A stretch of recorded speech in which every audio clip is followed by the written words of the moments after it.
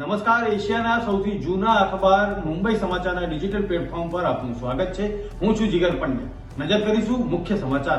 વડાપ્રધાન નરેન્દ્ર મોદીએ કેરળના વાયનાડની મુલાકાત કરી અને ભૂસ્ખલનથી અસરગ્રસ્ત પરિવાર સાથે વાત પણ કરી।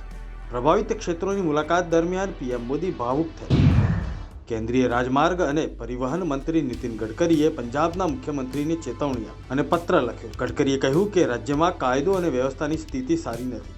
સ્ટેટ અને નેશનલ હાઈવે પર બની રહેલી હિંસક ઘટનાઓને ધ્યાનમાં રાખીને કેન્દ્રીય મંત્રીએ ચેતવણી રૂપ પત્ર લખ્યું છે। જેલમાંથી બહાર આવતા જ મનીષ સિસોદિયાએ ભાજપ વિરુદ્ધ મોટા મિશનનું એલાન કર્યું। આમ આદમી પાર્ટીના કાર્યાલયમાં કાર્યકર્તાઓને સંબોધિત કરતા મિશનનું એલાન કર્યું। તેમણે દાવો કર્યો કે દિલ્હી વિધાનસભા ચૂંટણીમાં ભાજપની ડિપોઝિટ જપ્ત થશે। પંજાબ અને હરિયાણા સહિત 24 રાજ્યો અને કેન્દ્ર શાસિત પ્રદેશોમાં આગામી 7 દિવસ સુધી ભારે વરસાદને લઈને એલર્ટ જાહેર કરવામાં આવ્યું છે।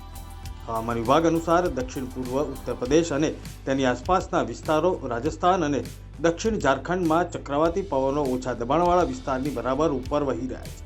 તેને કારણે આ 24 રાજ્યો અને કેન્દ્ર શાસિત પ્રદેશોમાં આગામી 7 દિવસ સુધી ભારે વરસાદની સંભાવના છે। રાજકોટમાં કેન્દ્રીય આરોગ્ય મંત્રી જગત પ્રકાશ નડ્ડા, રાજ્યના મુખ્યમંત્રી ભૂપેન્દ્ર પટેલે રાજકોટના રેસકોર્સથી તિરંગા યાત્રાનો શુભારંભ કરાવ્યો। રમતગમત, યુવક સેવા અને સાંસ્કૃતિક પ્રવૃત્તિઓના વિભાગ, ગાંધીનગર દ્વારા અને રાજકોટ મહાનગરપાલિકા દ્વારા આયોજિત હર ઘર તિરંગા યાત્રા 2024માં મોટી સંખ્યામાં નાગરિકો જોડાયા।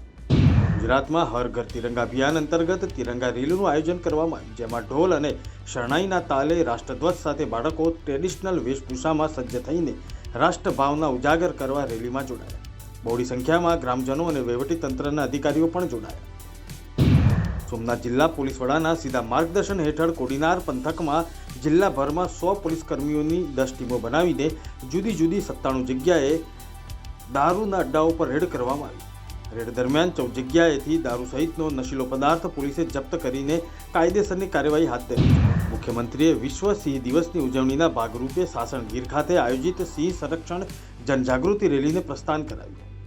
ગીરની જૈવ વિવિધતા અને સાંસ્કૃતિક ધરોહરને ઉજાગર કરતી તસવીરોના પ્રદર્શનને ખુલ્લું મૂક્યું। સુરેન્દ્રનગરમાં જન્માષ્ટમી લોકમેળા માટે ચકડોળ તેમજ રાઇડ્સ અને અન્ય બાબતો માટે કલેક્ટરે નવી એસઓપી બહાર પાડતા જ હરાજીની પ્રક્રિયા ખોરંભે ચડી છે। એસઓપી મુજબ કેટલીક બાબતો સાથે આયોજકો તેમજ વેપારીઓ સંમત ન થતાં મંગળવારે મેળાના સ્ટોલ અને અન્ય હરાજી અંગેનું આયોજન કરાશે।